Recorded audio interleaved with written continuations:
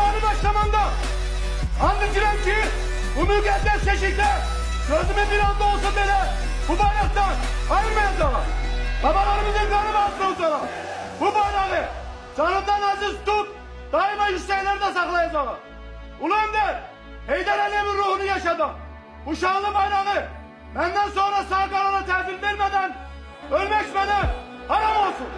İstediğim anda sadık olacağımı ve ihtiramımı göstermek için bayrağımı öpüp ve tevfik alırım. Adımı